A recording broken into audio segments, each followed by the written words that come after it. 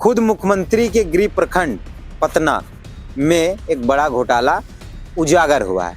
ये घोटाला हो सके तो पूरे राज्य के अंदर हुआ होगा, लेकिन उजागर फिलहाल पतना प्रखंड में हुआ। जो मुख्यमंत्री तो पूरा घूम घूम के पीठ थपथपा रहे हैं, बोल रहे हैं कोई घोटाला मेरा सरकार में नहीं होता है। तो माननीय मुख्यमंत्री बताएंगे कि क्या होता है नहीं होता है राज्य में। उनको कोर्ट में जाकर के बताना पड़ेगा उनके पदाधिकारियों को कि वो क्या करते हैं, और अपने आप समाज देखेगी इस विषय पे कि मुख्यमंत्री जी क्या बोल रहे हैं और क्या कर रहे हैं। भाई, आदिवासी की सरकार, आदिवासी हितैषी सरकार, आदिवासियों की सबसे बड़ी हितैषी सरकार पहाड़िया जनजाति का चावल खा गया।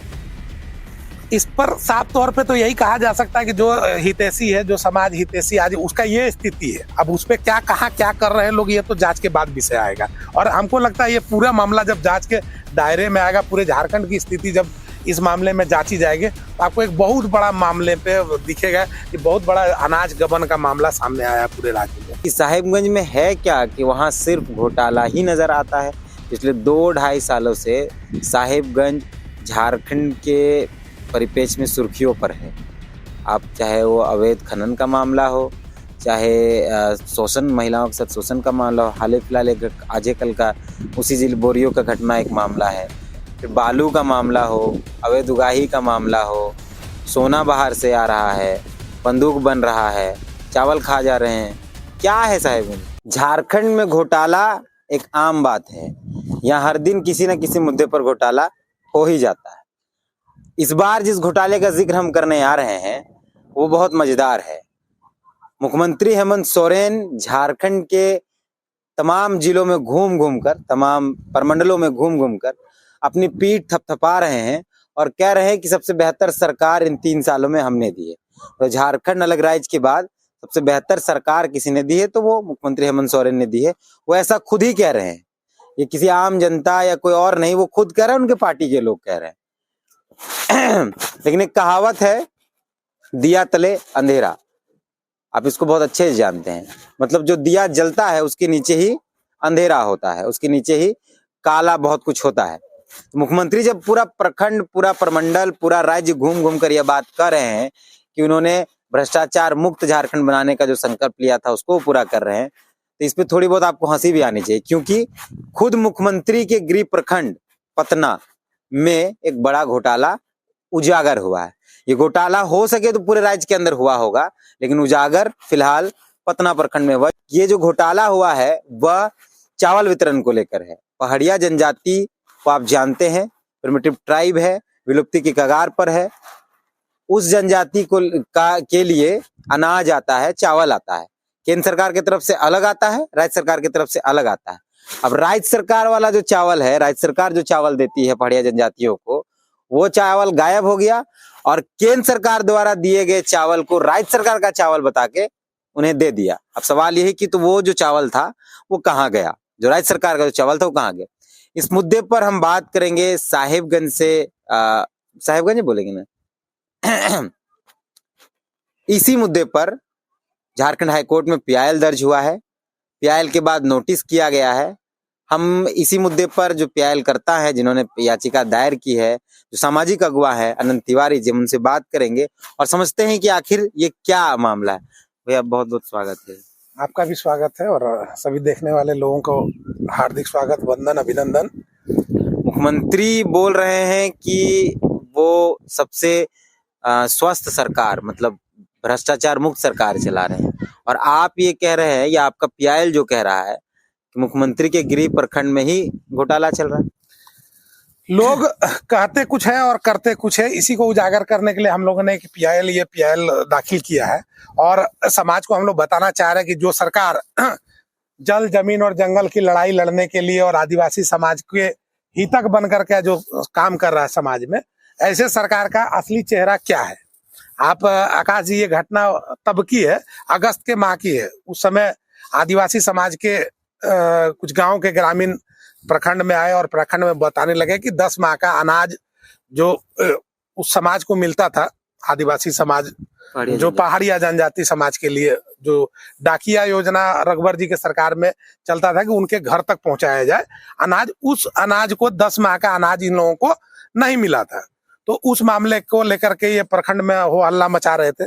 तो उसी दरमियान हुआ क्या कि इस पर जांच बैठी, और जांच दो तरह से बैठा। एक तो आपूर्ति पदाधिकारी ने एक जांच बैठाया, जिसमें वहां के प्रखंड विकास पदाधिकारी, आपूर्ति पदाधिकारी के नेतृत्व में वो जांच चला।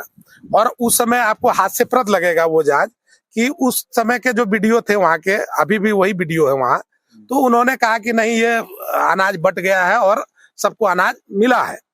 लेकिन उसी वक्त कहा जाए कि दूसरा जो आवेदन उपायुक्त साहेबगंज रामनिवास यादव को गया था, जिन्होंने पुनः एक कमेटी बैठाई जिसमें डीएसओ साहब थे, अनन्य और लोग थे, तो वो कमेटी एक रिपोर्ट दी कि इस तरह का मैटर है और अनाज गबन हो गया है। अच्छा। और उस बीडीओ साहब जांच में बोलते हैं सब कुछ ठीक है, सब कुछ ठीक है, और डीसी साहब के जांच में आता है कि नहीं गड़बड़ है। जब जांच में आता है कि गड़बड़ है, और उस जांच के बाद आपूर्ति पदाधिकारी जो होते हैं वो एक चिट्ठी निर्गत करते हैं वहां के तत्कालीन एमओ के नाम पर, और कहते हैं कि आपके द्वारा इस तरह करके फर्जी टिप्पा लगा करके और पॉस मशीन के माध्यम से स्लिप निकाल करके इतना बड़ा गबन किया गया है, और मैं मामला गबन का बनता है, और आपको 1,09,00,000 समथिंग कुछ पैसा जो है वो आप विभाग के खाते में वहां जमा कर दीजिए। और यदि आप कुछ नहीं आप जमा करिए, और जमा आप ना करेंगे तो 15 दिन के अंदर आप पर विभागीय कार्रवाई किया जाएगा, ये कहकर ये मामला यहाँ निपटा दिया जाता है। अच्छा, तो मैंने घोटाला हुआ उसका कोई मैंने कार्रवाई नहीं होगा? नहीं, उस समय उस चिट्ठी में ये जिक्र नहीं था, सिर्फ ये जिक्र था कि आप इसको कर दीजिए।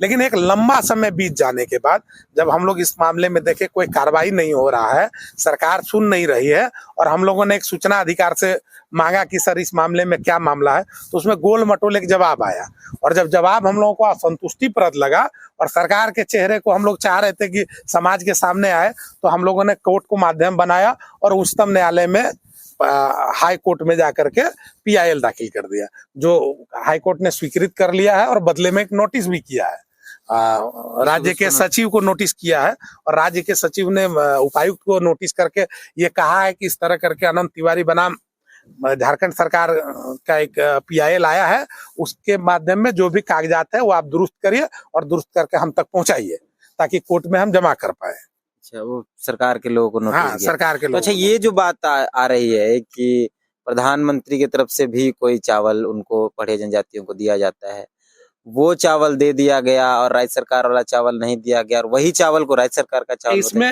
हो क्या रहा है कि केंद्र सरकार की योजनाओं को राज्य सरकार चाह रही है कि हम अपनी योजना दिखा दे। प्रधानमंत्री गरीब कल्याण योजना के अंतर्गत सभी झारखंड के सभी गोडाउनों में जहां आपूर्ति विभाग के द्वारा काम देखा जाता है, वहां पर्याप्त मात्रा में अनाज संकलित कराया गया है।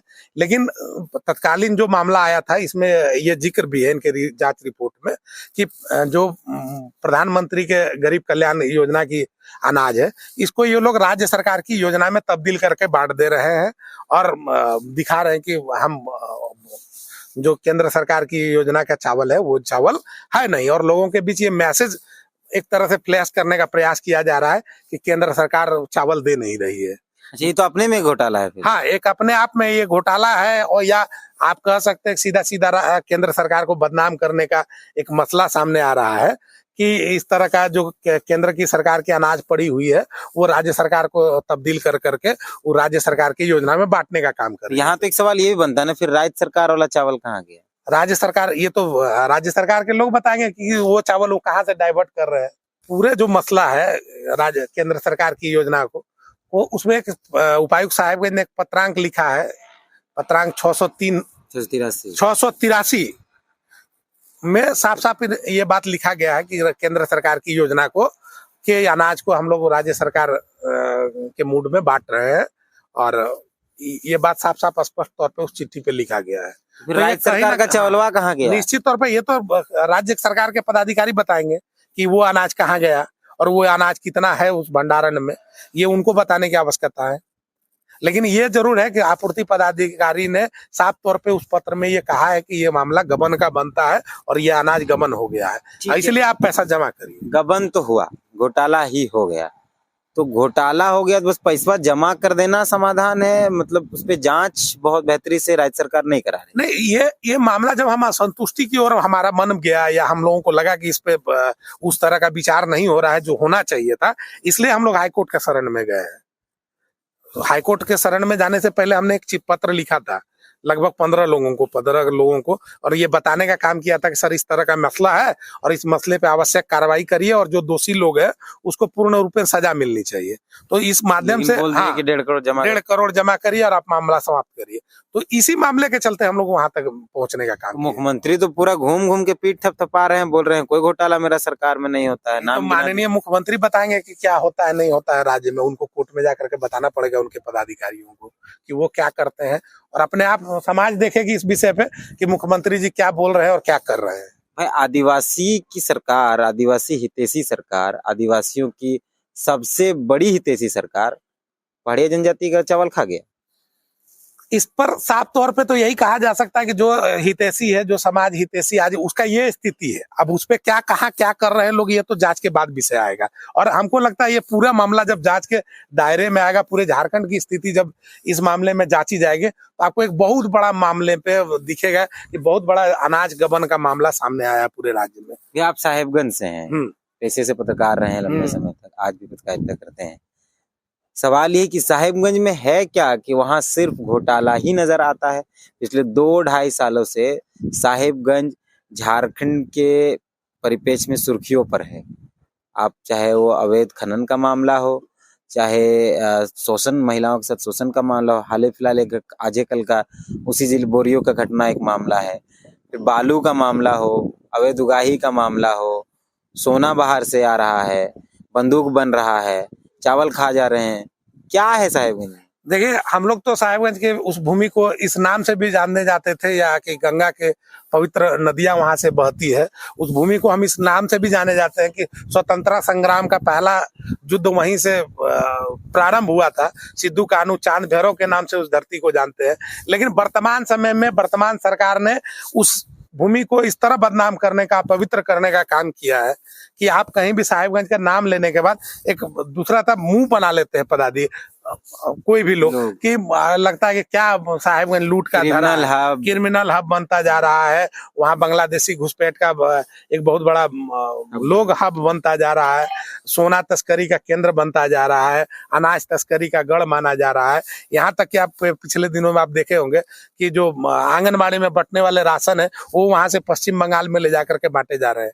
तो इस तरह के कई तरह के गतिविधियों में जिला संलिप्त है और वहाँ निधड़ल्ले से इस तरह का झारखंड सरकार की पुलिस हो या फिर वहाँ का अधिकारी या सिस्टम हो, कोई इस पे रोक लगाने के लिए सक्षम अभी फिलहाल तो ऐसा दिख नहीं रहा है कि रोक लगाने के क्षेत्र में काम कर रहा है लोग या इस तरह का कोई पाबंदी लगाने में कारगर है। वर्तमान के जो पदाधिकारी हैं लंबे समय से वहां जमे हुए हैं, उन लोगों को तबादला कराने की आवश्यकता थी। इतना बड़ा मामला होता चला जा रहा है और इतना बदनाम होने के बाद भी साहेबगंज, आपको आश्चर्य लगेगा कि वहां के पदाधिकारी लंबे समय से डटे हुए हैं। तो इसका क्या कारण है, क्या रीजन है, ये तो हम सब नहीं बता पाएंगे, लेकिन जांच के बाद ये सब सारा मामला खुल करके आएगा कि इतने लंबे समय से वहां पदाधिकारी क्यों है। तो आपने सुना कि किस तरीके से आदिवासियों के हित का जो चावल था, पहाड़ी जनजातियों का जो चावल था, उसको खा जाया गया अधिकारियों द्वारा। अब इसको खाना ही बोलेंगे। अब भाई गया चावल कहाँ? सवाल तो ये कि चावल आखिर राज्य सरकार वाला गया कहाँ? केंद्र सरकार का दिया हुआ चावल राज्य सरकार ने अपने नाम, राज्य सरकार के पदाधिकारियों ने अपने नाम पर बांट दिया, तो राज्य सरकार की तरफ से जो चावल आया था वो कहाँ गया? और उसके बाद इतना बड़ा गबन का मामला होने के बावजूद पदाधिकारी कहते हैं कि 1-1.5 करोड़ रुपया दे के आप मामला खत्म कीजिए, नहीं तो आप पर विभागीय कार्रवाई होगी। तो ये गजब जांच भी नहीं होना चाहिए ठीक से। झारखंड का हर मामला हाईकोर्ट चला जाता है, चाहे वो नियोजन का मामला हो, चाहे घोटाला का मामला हो, चाहे किसी प्रकार का भी मामला हो। राज्य के मुख्यमंत्री को आप चुनिए, वो आपके लिए काम नहीं करेंगे। अगर आपको काम कराना है तो आपको न्यायालय ही जाना पड़ेगा। ये झारखंड के अंदर चलता है। ये बहुत बहुत धन्यवाद कि आप हम लोग को समय दिया आप आए। आपको भी धन्यवाद, आभार, और इस तरह के विषयों को सामने लाने के लिए साधुवाद आपको। बाकी हैं हम लोग और कई खबरों के लिए। जोहार।